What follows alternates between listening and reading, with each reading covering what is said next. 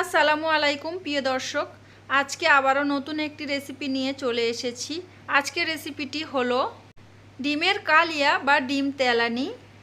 ডিমের কালিয়া বানানোর জন্য আমি এখানে ফ্রাই প্যান বসিয়ে দিয়েছি। ফ্রাই প্যানের মধ্যে তেল দিয়ে দিয়েছি। অফ ক্যামেরাতে আমি পেঁয়াজ, টমেটো এবং লঙ্কা কেটে নিয়েছিলাম। এখন আমি কড়ার মধ্যে দিয়ে দেব পেঁয়াজ, সাথে দিয়ে দেব লঙ্কা কুচি।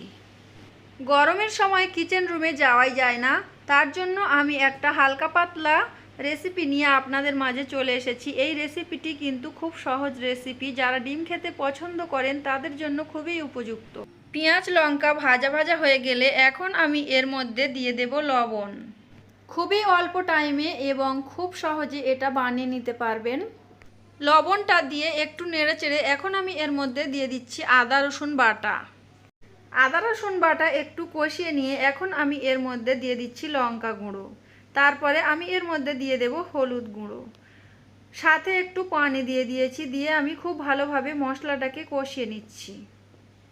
মশলাটাকে খুব ভালোভাবে কষিয়ে নিয়ে এখন আমি এর মধ্যে দিয়ে দেব কেটে রাখা টমেটো। টমেটোগুলো আমি ছোট ছোট করে কেটে নিয়েছিলাম। টমেটো দিয়ে মশলাটাকে খুব সুন্দর করে কষিয়ে নিতে হবে। যদি পানির প্রয়োজন হয় অল্প অল্প করে পানি দিতে হবে। তো আমার একটু পানির প্রয়োজন ছিল, তার জন্য আমি এখানে পানি দিয়ে দিয়েছি। পানিটা দিয়ে আমি কিছুক্ষণ কষিয়ে নিয়েছি, অফ ক্যামেরাতে কিছুক্ষণ অন ক্যামেরাতে।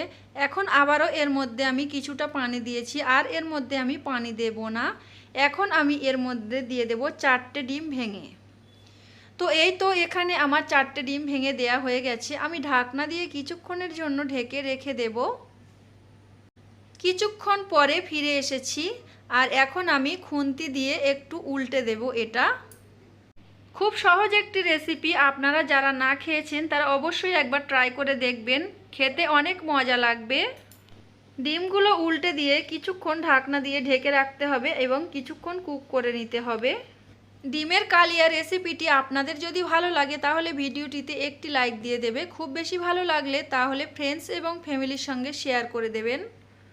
ডিমের কালিয়া রেসিপিটি কমপ্লিট হয়ে গেছে। এখন আমি একটা প্লেটে পরিবেশন করে আপনাদেরকে দেখাচ্ছি। কালিয়া রেসিপিটি আপনাদের কাছে কেমন লেগেছে চাইলে কমেন্ট করে জানাতে পারেন। আমি একটা ডিম অর্ধেক করে আপনাদেরকে এখানে দেখিয়ে দিচ্ছি। আজকের মতো ভিডিওটা এখানে শেষ করছি। সবাই ভালো থাকবেন, সুস্থ থাকবেন। আল্লাহ হাফেজ।